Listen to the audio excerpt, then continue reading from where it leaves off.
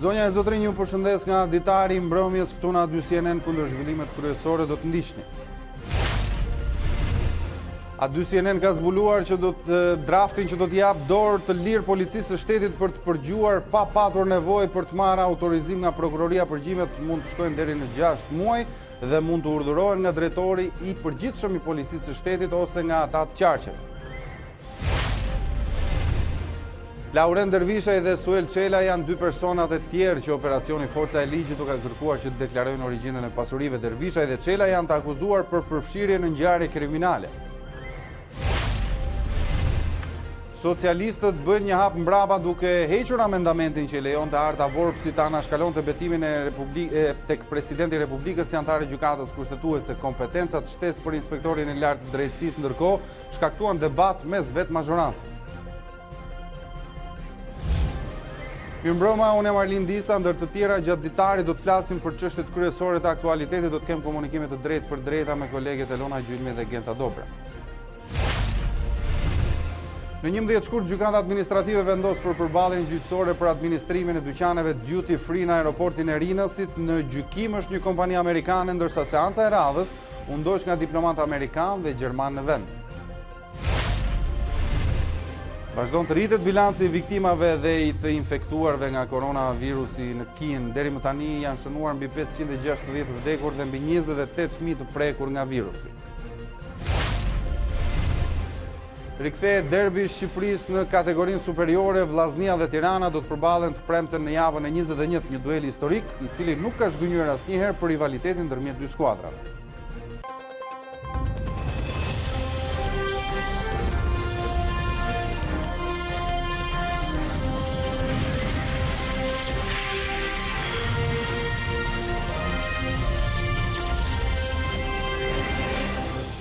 Qeveria kërkon të jap policisë dorë të lirë me përgjimet, duke hequr nevojën për të marrë më parë autorizimin e prokurorit. Nisma është pjesë e ndryshimeve të propozuara në ligjin për policinë e shtetit, pjesë e paketës anti-KÇK. Sipas projektligjit të qeverisë që A2 CNN disponon, përgjimet vendosen nga drejtori i përgjithshëm i policisë ose drejtorët rajonal. Me paketën anti-KÇK dhe ligji për policinë e shtetit pëson ndryshime. Sipas amendamenteve të siguruara nga A2 CNN, tashmë policia mund të përgjojë pa nevojë në autorizimit nga prokurori. Në 931 të ligjit ekzistues, saktohen 2 parakushte. Përgjimet autorizohen vetëm kur veprimtaria kriminale nuk mund të zbulohet ose të parandalohet në rrugë të tjera, dhe e dyta, përgjimet mund të nisin vetëm pasi të shmarrë dakordësia e prokurorit. Por në variantin e ri të propozuar nga qeveria, 931 riformatohet dhe këto parakushte mungojnë. Përgjimet tashmë janë në dorë të drejtorit përgjithshëm të policisë dhe drejtorëve rajonal. Kur referimi i veprës penale për të cilën janë përdorur masat e veçanta nuk bëhet brenda 6 muajve pas përfundimit të përdorimit të masave të veçanta të parashikuara në këtë nen, i gjithë informacioni i mbledhur si rezultati i përdorimit të këtyre masave asgjësohet. Por përveç kësaj dhe afatet e përgjimit pësojnë ndryshim, ato mund të zgjasin 3 muaj dhe me të drejtë rinovimi vetëm një herë me 3 muaj të tjerë. Përveç përgjimit audio dhe video, ndryshimet e propozuara nga qeveria përfshin dhe gjurmimin e vendodhjes. Ligji aktual për policinë e shtetit detyron zgjesimin e përgjimeve në rast se ato nuk përdoren si prova brenda 6 muajve. Përdorimi i masave të veçanta të parashikuar në gërmat A, B dhe D të pikës 1 të këtij neni bëhet me vendim të miratuar nga titullarët e strukturave të policisë në nivel drejtorie qendrore dhe vendore. Në riformulimin e nenit, kjo dispozitë është zhdukur, duke lejuar policinë të ruaj përgjimet sipas dëshirës. E tërë paketa ligjore anti-KÇK që qeveria do t'i kalojë parlamentit, fuqizon dhe ministrin e brendshëm, duke shtuar institucionet në varësinë e tij. Të mërkurën A2 CNN publikoi 2 drafte të tjera të kësaj pakete, atë antimafia dhe atë për agjencinë që administron pronat e sekuestruara të krimit, sipas të cilave kjo agjenci kalon nga Ministria e Financave tek Ministria e Brendshme. Si rrjedhoi, Sander Leshaj do të jetë njeriu që do të menaxhojë pasurinë marrëmendse që i konfiskohet krimit dhe që mund të shkojë në disa qindra miliona euro.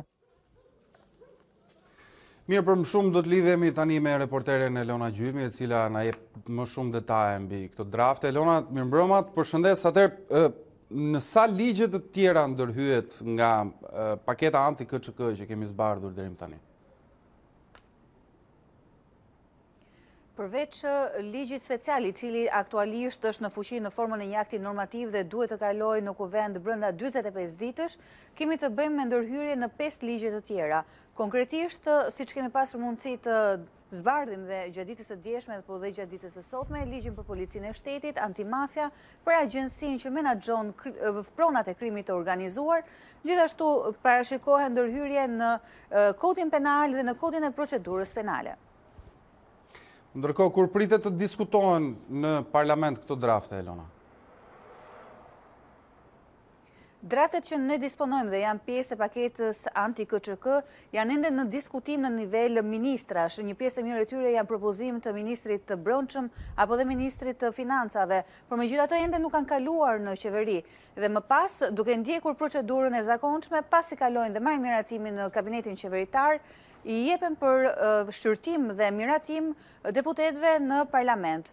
I nështrohen procedurave të votimit dhe ndryshimit ndoshta dhe në komisionet parlamentare dhe në sallën e seancave, por pavarësisht ndërhyrjeve që mund të psojnë këto 5 ligje të tjera, akti normativ ose ligji special nuk do të psojnë ndërhyrje. Këtë e konfirmoi zoti Tauland Balla ditën e sotme gjatë një prononcimi për gazetarët. Ju ftoj të ndiqni kronikën.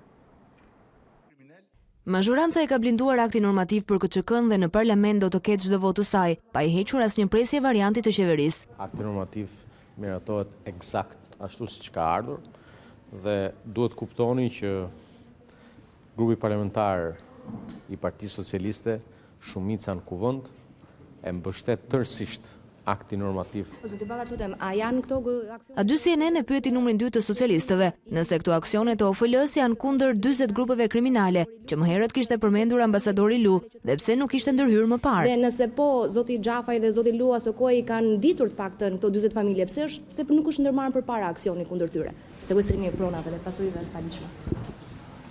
Verifikimi besoj se do ketë 40. Verifikimi do ketë numër më të madh. Pasuritë Në këtë mënyrë, Balla shmangu një përgjigje të drejtë për drejtë, pa shpjeguar se pse u prit kaq gjatë për të sulmuar këto grupe kriminale. Elona Gjulmi, unë falenderoj për këtë komunikim të drejtë për drejtë. Partia Demokratike shpjegoi se nuk është kundër nismave që luftojnë krimin e organizuar dhe për këtë arsye nuk do të padisë në gjykatën kushtetuese paketën e quajtur anti-KÇK. Nën kryetari Edmond Spao theksoi se gjatë qeverisjes së Partisë Demokratike shkruan pas hekurave 285 grupet strukturuara kriminale dhe 18 organizata mafioze, por demokratët thonë se kanë arsye të fortë pse nuk besojnë tek lufta ndaj krimit që ka shpallur qeveria. Shqetësimi i Partisë Demokratike është fakti që nuk mund të luftojë krimin e organizuar një qeveri, Edi Rama, i cili ka ardhur në pushtet me krimin e organizuar dhe ka shpërndar atë gjerësisht në të gjithë hallkat dhe levat e shtetit shqiptar, duke filluar nga Kuvendi i Shqipërisë në pushtetin ekzekutiv, në pushtetin qendror dhe atë vendor, për cilat ka fakte pa fund dhe me dhjetra e qindra. Ne nuk mund të besojmë për shembull që Edi Rama do të luftojë krimin e organizuar dhe do të sekuestrojë pasuritë e Samir Tahirit dhe të mikut dhe shokut të vllait të tij, Olsi Ramës, Ermal Hoxhët. Po kështu nuk mund të besojmë që Tauland Balla do të mund të sekuestrojë pasurinë e mikut të tij, trafikantit të krimit organizuar, Tauland Bego.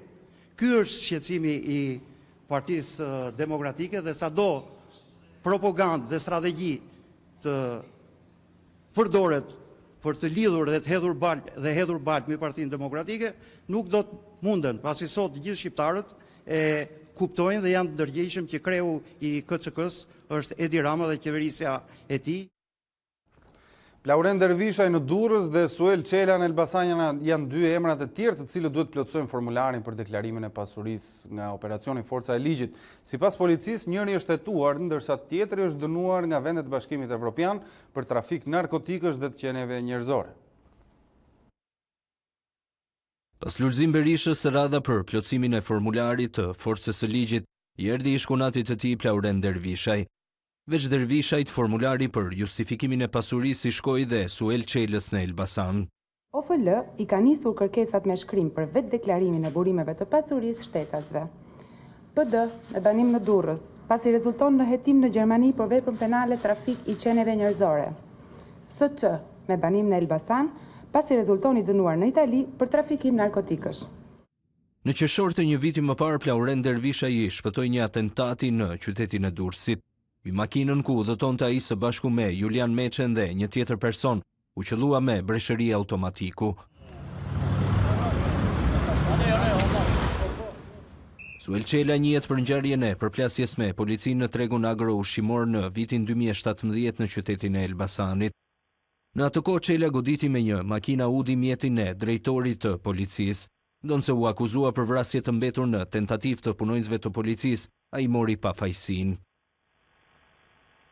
Kur lindi forca e ligjit, Fatmir Xhafaj do të pohonte se dihej shumë për grupet kriminale dhe lidhjet e tyre me politikën dhe shtetin. Ambasadori amerikan i kohës Donald Lu foli me emra dhe nuk e fsheu entuziazmin për kapjen e peshqve të mëdhenj dhe entuziazmin e kishte të mbështetur në pritshmëritë për ngritjen e SPAK-ut dhe Byros Kombëtare të Hetimit brenda 2018-s. Xhafaj ndërkohë u largua nga puna e ministrit brendshëm pa u bërë një vit nga zotimet e tij. Forca e ligjit dhe autoriteti i shtetit do të triumfojnë. Kur e bëri këtë deklaratë në nëntorin e 2017-s, Fatmir Xhafaj ishte rimandatuar ministër i punëve të brendshme. Situatën e kishte të qartë, sikundër edhe problemin e lidhjes së politikës me krimin. Krimi i organizuar nuk lindi sot. As dje, ai ka qenë këtu, prezent, përballë nesh dhe jo rrallë për fat të keq edhe midis nesh. Sipas prezantimit në konferencën e bujshme të shpalljes së forcës së ligjit, 53% e grupeve kriminale vepronin në kultivimin e narkotikëve, 11% në trafiqe të paligjshme, 18% në krime të rënda dhe 18% në aktivitetin e krimit ekonomik. Të shohësh vepra penale të kryera apo lidhje Ishte bërë edhe analiza e profilit të tyre kriminal. Piktakimet apo lidhjet e tyre me njerëz të pushtetit apo me mekanizmat ndërmjetës të tyre, si dhe asetet që kanë krijuar, jo për një muaj dhe as për një vit, por për vite të tëra. Me emra do të fliste ambasadori amerikan Donald Lu. Shqipëria ka një problem me lidhjen mes grupeve kriminale dhe politikanëve. Nëse e mohoni këtë, ju lutem të shqyrtoni rastet e Arpendokës, Mark Frokut, Gentian Mohamedit dhe Elvis Roshit. Një agent nga FBI amerikane i shtoi gjithë ndihmës së partnerëve ndërkombëtar nga Gjermania, Franca, Britania e Madhe dhe Italia, që forca e ligjit të kishte sukses, por një shprehje amerikane thot: Dreka falës nuk ekziston. Ambasadori pëlqente edhe një shprehje shqiptare. Ju thoni, peshku i madh e ha të voglin. Për një herë të vetme në Shqipëri, le të ham peshkun e madh. Kjo e dyta do t'i përmendej për një kohë të gjatë, pasi në po të njëjtin vend pritshmëritë ishin të larta e të papërmbushura as sot. Ky plan agresiv i qeverisë së Shqipërisë të përfundoj me arrestimin dhe ndjekjen penale të disa peshqve të mëdhenj në fillim të vitit të ardhshëm. Dhe që ky sukses të vazhdojë në vitin e 2018 me SPAK-un dhe BK-n. Ministri i Brendshëm i dyti më i sulmuar nga demokratët që akuzonin se kishte favorizuar vëllain e tij të dënuar për trafik droge në Itali, do të zotohej. Krimi i organizuar nuk mundet dhe shumë shpejt nuk do të ketë ardhme në Shqipëri.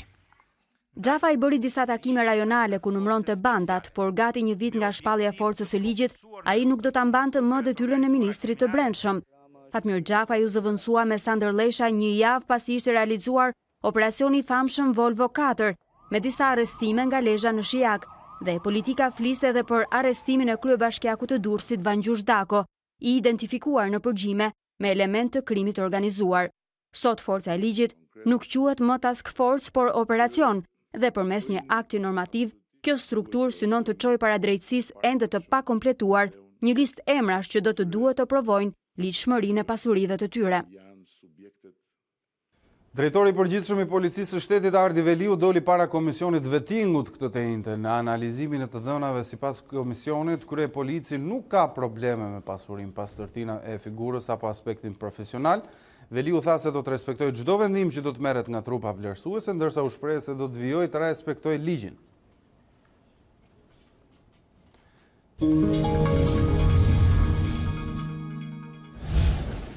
Kompetencat shtesë për inspektorin e lartë të drejtësisë që i lejojnë atij të pezullojë prokuror dhe gjyqtar shkaktuan debate mes vetë mazhorancës në Komisionin e Ligjeve. Ministre e Drejtësisë Gjona e shpjegoi në emër të qeverisë se kjo ndërhyrje vjen për shkak të disa problemeve që janë vënë re me ligjet e reformës në drejtësi. Kjo solli dhe reagimin e ish-ministrit brendshëm Fatmir Xhafaj, i cili ka qenë njëri prej hartuesve të reformës. Ai kërkoi që problemet me zbatimin e ligjit të mos i faturohen ligjeve të reformës. 3 vite gjysmë nga votimi historik që bashkojnë 140 deputetët për reformën në drejtësi, gjërat nuk duket se shkojnë dhe aq mirë. Opozita kërkoi për një kohë të gjatë ndryshimin e ligjeve, që u kaluan pa konsensusin e saj. Sot është mazhoranca që pranon problemet. Ngërçet e hasura në zbatim sipas ministres së drejtësisë zgjidhen me një blok ndërhyrjesh ligjore. Shumë shpejt në një paketë ndryshimesh nëse do të jetë nevojshme. Por njeriu që udhëhoqi reformën në drejtësi, Fatmir Xhafaj, nuk e sheh problemin tek kuadri ligjor, por tek zbatuesit e tij. Kundër arnimit është dhe Bashkim Fino. Shpeshherë, pafsin ton, kërkojmë t'i gjejmë tek ligji në vetë. Synojmë t'i vëmë vetulla mekanizmave të caktuar apo institucioneve të sapo ngritura, por mund t'i prishim syt reformës në drejtësi. Ne të mos bëjmë arna. Ne kemi bërë një reformë drejtësi të re. Ne nuk duhet të futim gjithmonë duart në këtë reformë, në këto ligje, her pas here, kur e shikojmë që s'hecën diçka. Jemi dakord? Sidoqoftë, në të njëjtën mbledhje u ndryshuan 2 prej ligjeve kryesore të kësaj reforme, statusi i gjyqtarëve dhe prokurorëve dhe gjykata kushtetuese. Socialistët i dhanë më shumë kompetenca inspektorit të lartë të drejtësisë në penalizimin e anëtarëve të sistemit që ende nuk e kanë kaluar vetingun në funksion të nismës anti-KÇK. Në të njëjtën mbledhje majoranca kufizoi kompetencën e presidentit në betimin e anëtarëve të gjykatës kushtetuese, por bëri një hap mbrapa, duke mos njohur betimin tek noteri të Arta Vorpsit. Por praktika që ndoqi kur kreu shtetit refuzoi ta priste për betim, kthehet në standard ligjor në të ardhmen. Pas kësaj, edhe betimi me shkrim do të ketë të njëjtën vlerë si ai që përcakton kushtetuta para presidentit. Gjykata administrative e Tiranës pezulloi nga detyra nën kryetarin e Bashkisë së Vorrës, Genci Picari, i cili u emërua në këtë detyrë nga ish kryetari i shpallur në kërkim Agim Kajmaku përmes një urdhri që dyshohet të jetë firmosur pasi KQZ i ndërpreu atij mandatin si kryebashkiak.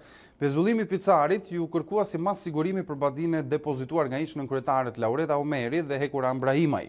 Gjykata vendosi të pezullojë edhe efektet e urdhrit për shkarkimin e tyre nga detyra e nënkryetarëve të Bashkisë të datës 31 tetor 2019 deri në përfundimin e gjykimit të padis. Gjykata e Tiranës liroi ndërkohë nga qelia Fredi Alizotin, i dënuar për kallëzim të rrem si aktrues i zërit vllajt e ish-ministrit brendshëm në audiopërgjimin Babalja. Gjykata konstatoi se Alizoti përfundoi dënimin me 2 vite burg. Dalja e audiopërgjimit realizuar nga Alizoti sikur fliste me Geron Xhafaj, vllain e ish-ministrit brendshëm, për të trafikuar lëndë narkotike, edhe pse nuk vërtetoi këtë të fundit, bëri të mundur vetë dorëzimin e Geron Xhafajt pranë autoriteteve ligjzbatuese italiane për të shlyer një dënim që kishte marrë nga drejtësia atje. Për çështjen Babale u morën në përgjegjësi penale edhe gazetari që bëri publike videon dhe ish deputeti i Partisë Demokratike Ervin Saliani. Jemi rikthyer sërish në transmetim të drejtë për drejtë, do të flasim për të tjera zhvillime. Gjykata administrative do të vendosë në 11 shkurt për përballjen gjyqësore për administrimin e dyqaneve duty free në aeroportin e Rinasit. Pal në gjykim është një kompani amerikane dhe seanca e radhës u ndoq nga diplomat amerikan dhe gjerman në vendin tonë. Një përballje gjyqësore për administrimin e dyqaneve duty free në aeroportin e Rinasit duket se do të jetë një test për klimën e biznesit të huaj në Shqipëri.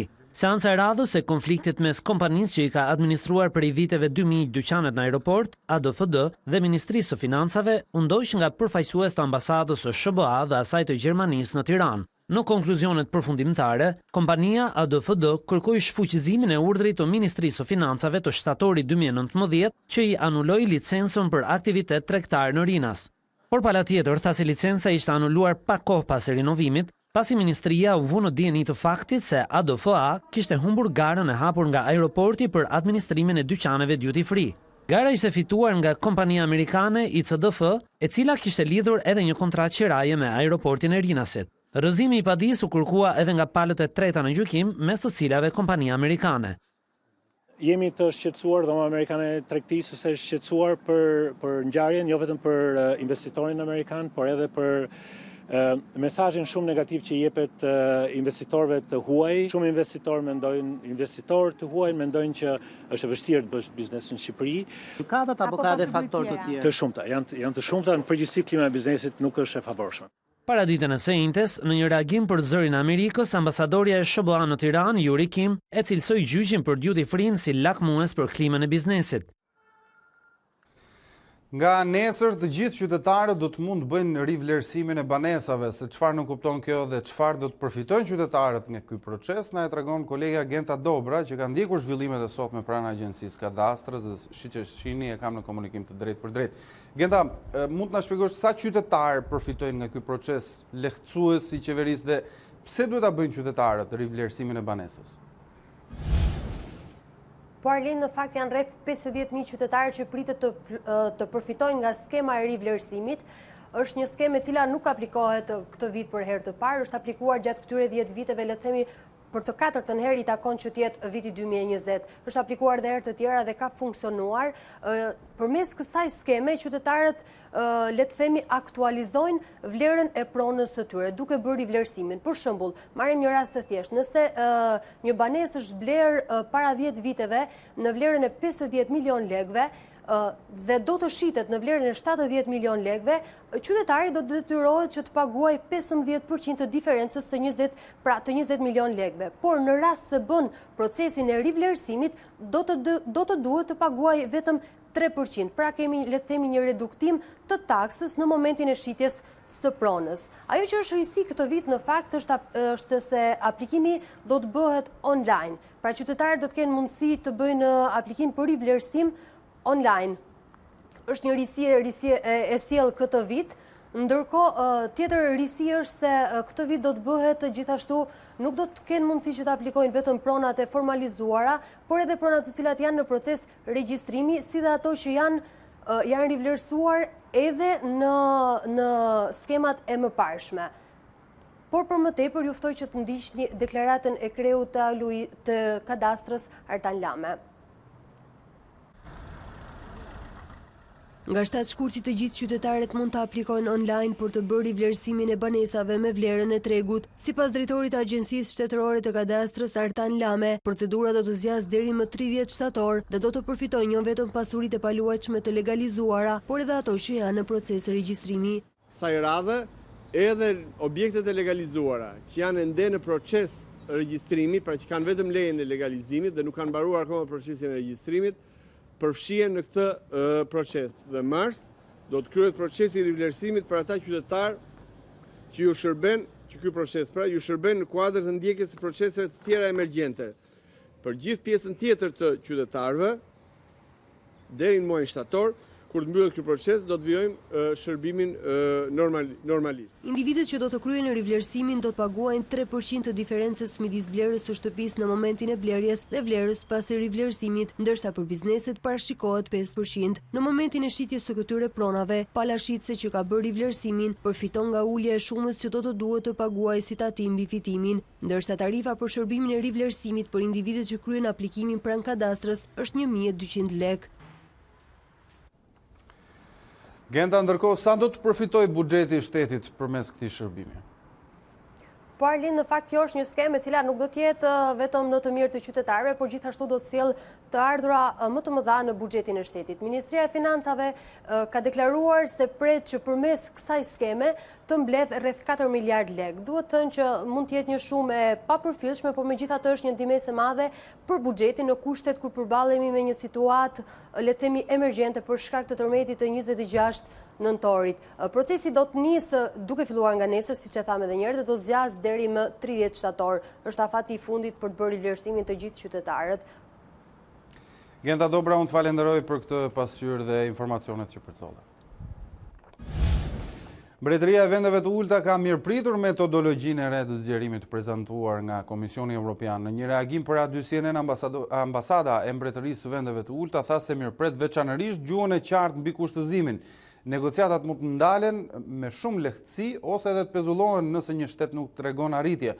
Kjo lidhet ngushtë me qasjen strikte dhe të ndershme të vendit tonë për zgjerimin, thuhet në reagim. Sa i përket Shqipërisë, Vendet e Ulta kanë kërkuar rezultate konkrete në luftën kundër korrupsionit dhe krimit organizuar. Vendet e ulta nuk mund komentojnë mbi hapjen e negociatave me Maqedoninë e Veriut apo Shqipërinë. Për këtë duhen bërë përparime domethënëse në teren, sidomos për Shqipërinë, në luftën kundër korrupsionit dhe krimit organizuar.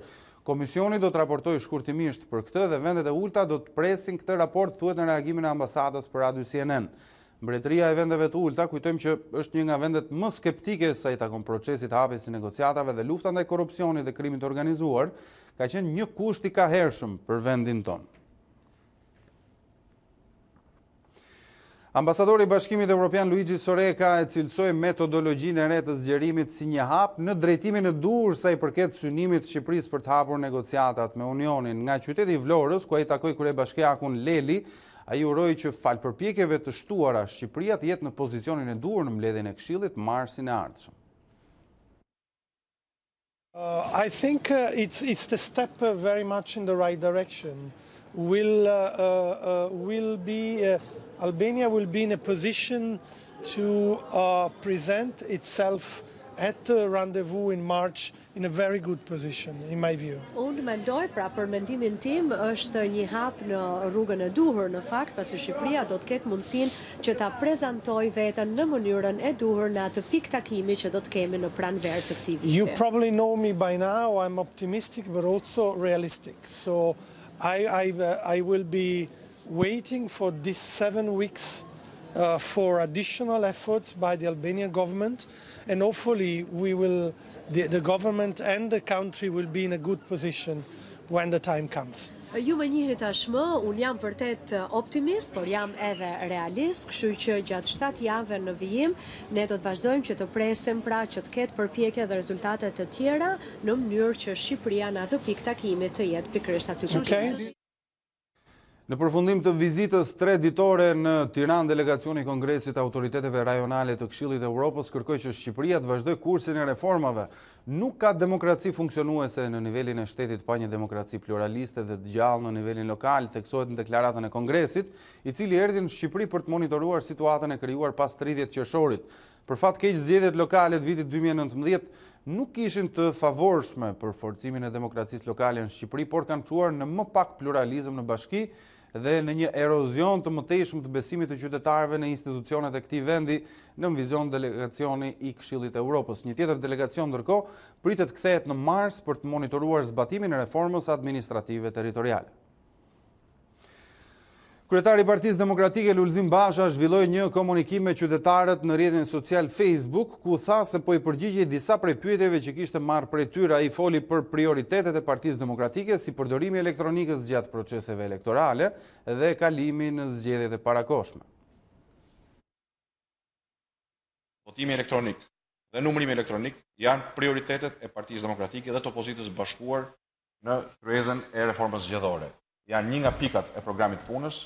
Ne kemi parë në dhjetor se si mund të ndërtohet një sistem për votimin elektronik brenda një kohe relativisht shkurtër, një sistem i thjeshtë, i cili mund mos eliminojë, por ta bëjë shumë të vështirë procesin e shitblerjes votës apo të identifikimit mënyrës se si ka votuar një zgjedhës, pra do ta bëjë shumë më të lehtë për qytetarët që të shprehin vullnetin e tyre. Ne i qëndrojmë pikë për pikë kërkesave që kemi parashtruar prej datës 16 shkurt të vitit kaluar.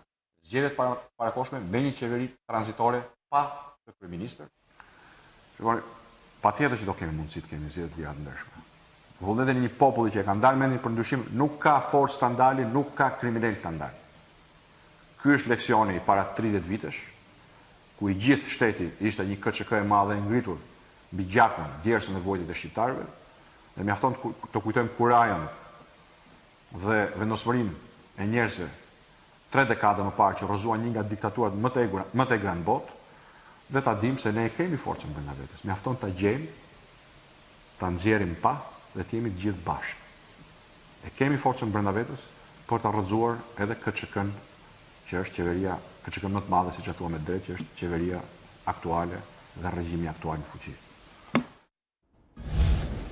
Bora e rënë gjatë mbrëmjes së dieshme ka vështirësuar së tepërmi qarkullimin e mjeteve, por edhe të këmbësorëve në qarkun e Korçës. Disa rrugë rurale janë bllokuar në orët e mëngjesit sot, ndërsa edhe pas ndërhyrjes së borpastrueseve është e detyrueshme përdorimi i zinxhirëve nga drejtuesit e mjeteve, ndërsa akset nacionale në këtë qark janë të kalueshme pa problem. Temperaturat e ulta dhe rreshtet e borës që kanë vazhduar përgjatë natës kanë vështirësuar qarkullimin e mjeteve në qarkun e Korçës. Problematika janë vërejtur edhe në qarkullim në rrugët në periferi të qytetit, ku vështirësi ka patur edhe në kalimin e njerëzve. Ndonse rrugët kryesore nacionale janë të pastruara dhe kalohen pa problem, vështirësi janë hasur në rrugët rurale që lidhin qytetin me fshatrat. Në shumicën e këtyre rrugëve ka patur akull dhe borë duke bllokuar për disa orë këto akse, ndërsa është e domosdoshme përdorimi i zinxhirëve. Problematika janë shfaqur edhe në aksin Korçë-Dardh, aksi i cili në orët e para të mëngjesit ka qenë i bllokuar. Ky është aksi që të çon drejt fshatit Dardh, e me sa duket, pa përdorimin e zinxhirëve është e pamundur të arrihet në destinacion. Mjetet borpastruese dhe ato të bashkisë janë shpërndarë në të gjithë qarkun për të mbajtur të hapura rrugët. Stuhit e erës dhe borës gjatë natës dhe orëve të para të mëngjesit sotëm shkaktuan probleme edhe në zonat e thella malore të qarkut Kuksit, në njësitë e Zapodit, Shishtavecit dhe Bushtricës. Bora e grumbulluar në rrugë pengoi zhvillimin e procesit mësimor, ndërsa janë dëmtuar edhe disa linjat e energjisë elektrike. Shumë fshatra të thellë malor të Kuksit mbeten pa energji elektrike gjatë natës për edhe gjatë ditës së njëjte. Shkak është bërë stuhia me era të forta dhe rreshje bore, duke nxjerrë jashtë pune disa linja të transmetimit të energjisë, por edhe shtylla elektrike. Probleme ka patur edhe me mbarvajtjen e procesit mësimor, ku në disa shkolla, kryesisht në njësitë e Bushtricës, Shishtavecit dhe Zapodit, nuk është zhvilluar procesi mësimor, pasi bora e grumbulluar në rrugë për shkak të erës së fortë nuk ka mundësuar lëvizjen e mësuesve drejt këtyre shkollave. Vështirësia është jo vetëm për shkak të trashësisë të borës, por edhe për shkak të një ere shumë fuqishme e cila në jo pak raste ka bllokuar rrugë lidhëse. Drejtuesit e institucioneve arsimore, në bashkëpunim me mësuesit vendas, kanë marrë masat që në të gjitha institucionet arsimore të priten ata nxënës që mund të drejtohen shkollës dhe të krijohet mundësia për të ngrohë dhe për të kthyer shtëpinë në kontrollin e mësuesve. Vështirësi lëvizje për shkak të borës dhe stuhive të forta ka patur edhe për banorët e fshatit Kolesian. Ata kanë patur vështirësi edhe për të lëvizur në këmbë brenda fshatit. Po të spital. Kuksit, a? Po të Kuksit.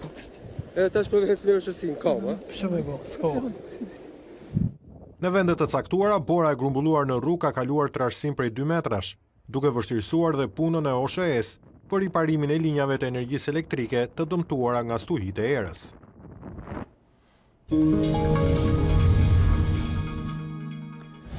Ramush Haradinaj reagoi ndaj kryeministrit të Kosovës Albin Kurti për pezullimin e taksës ndaj Serbisë me një letër të hapur. I shefi i qeverisë Prishtinës i lutet Kurtit që të mos largojë masën ndëshkuese ndaj Beogradit vetëm për të kënaqur ndërkombëtarët. Mos e hiq taksën Albin, mos u tërhiq për disa përfitime të përkohshme që mund t'i fitosh nga bashkësia ndërkombëtare, shkruan Haradinaj në letrën e tij publike. Kryetari i Aleancës për Ardhmërinë e Kosovës i bëri thirrje Kurtit që të mos ja rikthejë tregun Serbisë, pasi përfitimet ata do t'i përdorin për të blerë armatime në Rusi. Në kundërshtim të Serbisë, duhet të jemi bashkë deri në njohje reciproke dhe jo të jesh për një reciprocitet pa njohje, përfundon letra e Haradinajt. Ndërkohë, kryetaria e Kuvendit Kosovës Vjosa Osmani konfirmoi mbështetjen për kryeministrin Albin Kurti sa i përket pezullimit të tarifës 100% ndaj Serbisë. Ajo konfirmoi se kjo masë duhet zvendësohet nga reciprociteti.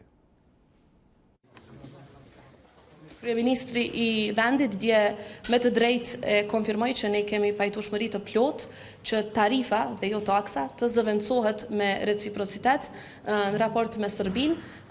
Natyrisht që ne si Kuvendi i Kosovës nuk e marrim atë vendim, e merr qeveria e Kosovës, absolutisht ka pajtim të tillë, është pjesë e programit të përbashkët qeverisës ndërmjet 2 partnerëve të koalicionit.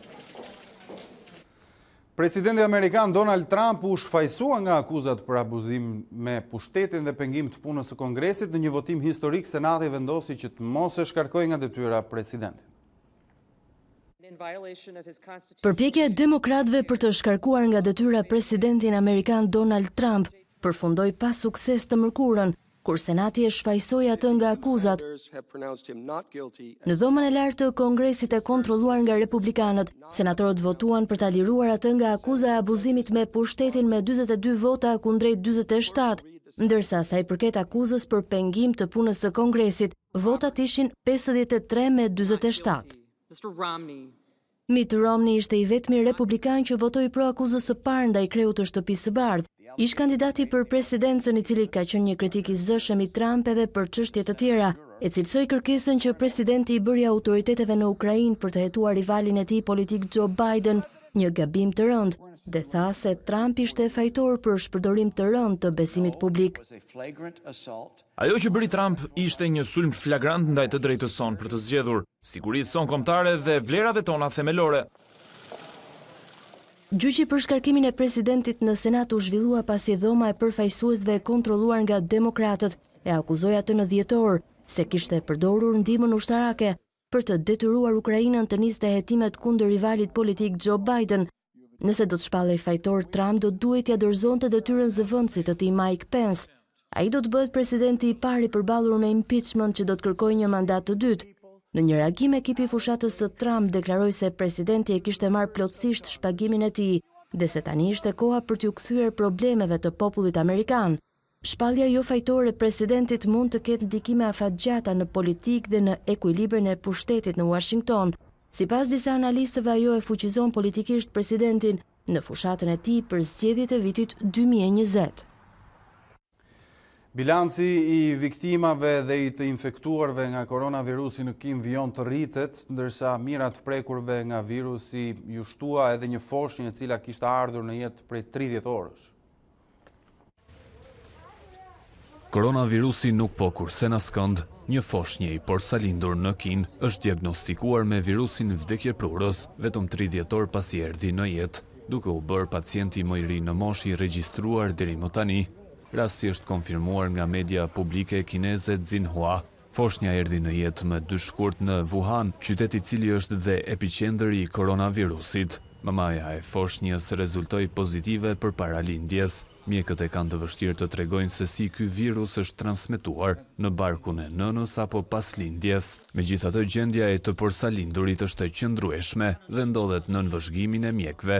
Vetëm pak fëmijë janë prekur nga koronavirusi, i cili ka shkaktuar mbi 560 të vdekur dhe mbi 28.000 të infektuar. Ndërkohë, Pekini ka prezantuar notë proteste zyrtare për të gjitha ato shtete që kanë pezulluar lidhjet ajrore me Kinën për shkak të frikës së përhapjes së virusit vdekjeprurës. Administrata Aviacionit Civil ka qenë në komunikim me aviacionin e shteteve të tjera dhe u kemi dërguar në total 70 letra. Kina ka ndërmarrë masat e nevojshme dhe efektive për parandalimin e sëmundjes. Organizata Botërore e Shëndetësisë ka këshilluar që këto ndalime të fluturimeve të hiqen, pasi me kontrollet e shtuara është eliminuar dhe rreziku i përhapjes së koronavirusit. Ditë më parë, OBSH shpalli emergjencën globale të shëndetësisë, ndërsa apelon për krijimin e një fondi prej $675 milion që do të financojë planin e reagimit. Shumica e këtij fondi do të përdoret për mbrojtje kundër koronavirusit. Doktori kinez që paralajmëroi i pari për përhapjen e koronavirusit të rrezikshëm ka ndëruar fatkeqësisht jetë. Lajmi është konfirmuar nga mediat e Pekinit që saktësojnë se ishte pikërisht virusi ai që i solli vdekjen. Li Wenliang punonte si oftalmolog në qendrën spitalore të Wuhanit, ndërsa ngriti alarmin për rrezikshmërinë e lartë të virusit vdekjeprurës në datën 30 dhjetor.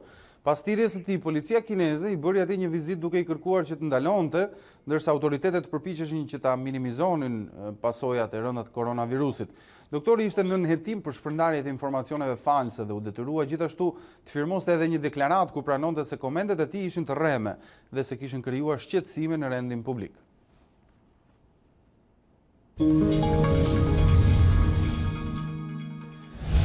Java 21 dhe kategorisë superiore rikthen derbin e Shqipërisë. Tirana dhe Vllaznia është një duel historik i cili nuk ka zhgënjur asnjëherë për rivalitetin ndërmjet dy skuadrave dhe ku ashtu si edhe këtë herë sfida nxehet nga polemikat në distancë.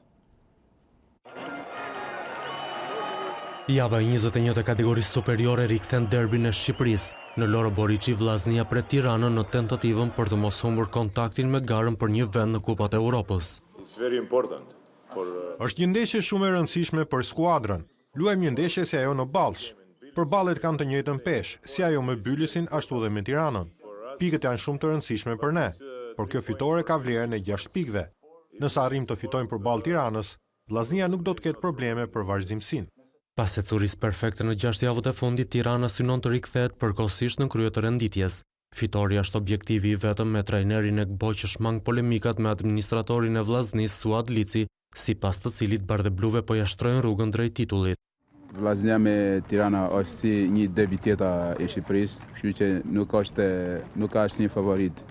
Ne marrim maksimumin që e mundshme në ndeshje. Nuk është ne kanë ndihmuar arbitra pa të marrim, nuk e di kush po shtrohen rruga për Tirana. Nuk e di në çfarë kontekst ka tonë Suad. Ai ka luajtur me këtë klub, ai e di shumë mirë se çfarë është Tirana, çfarë është Shkodra, Vllazni. Supersfida Vllaznia Tirana luhet këto të premte prej orës 18. Ndeshjet e superiores vazhdojnë të shtunën me Kuksin që përballet me Laçin, Skënderbeu sfidon Bylisin, ndërsa Partizani e Teuta kanë 2 teste të lehta në letër përballë Flamurtarit dhe Luftëtarit. Mirë, Tanja Porja na përditëson tani për motin në orët në vijim. Mirëmbrëma të nderuar shikues e A2CNN, le të njihemi me motin për orët në vijim dhe ditën e nesërme. Sonte moti paraqitet me kthjellime dhe vranësira kalimtare, ndërkohë ditën e nesërme priten kthjellime gjatë ditës, kjo në zonat jugore dhe në qendër, ndërkohë do të kemi vranësira të lehta dhe kalimtare, kjo gjatë pasdites në zonat malore të Shqipërisë, por nuk do të ketë rreshje. Temperaturat ulen në mëngjes, duke zbritur deri në -9 gradë Celsius në zonat e thella, kjo në juglindje të territorit, ndërkohë kemi një rritje të lehtë të temperaturave të mesditës, më ndjeshme kjo rritje pritet të jetë pikërisht në zonat më të ftohta, në zonat malore, ku maksimumi ngjitet në vlera pozitive. Për sa i përket kontinentit evropian, nesër ruan të njëjtën tablo Europa në pjesën më të madhe të saj, do të ketë kthjellime në perëndim, veri por edhe qendër, mbeten vranësira dhe rreshje të pakta në zonat lindore të Europës, të cilat gradualisht do të zhvendosen përtej kufive lindor të kontinentit. Temperatura do të ulen më tej, kjo kryesisht në zonat lindore dhe në juglindje të kontinentit, por vjon rritja e temperaturave në perëndim dhe kryesisht në Gadishullin Iberik. Ky është parashikimi i motit për ditën e nesërme këtu në A2CNN. Bashkë mirupafshim. Këto kanë qenë informacionet e fundit për ditarin. Përpara se të ndahemi, ju kujtoj si gjithnjë të klikoni faqen tonë të internetit A2CNN.com, ku do të gjeni detaje nga zhvillimet e fundit nga vendi, rajoni dhe bota. Bashkë natën.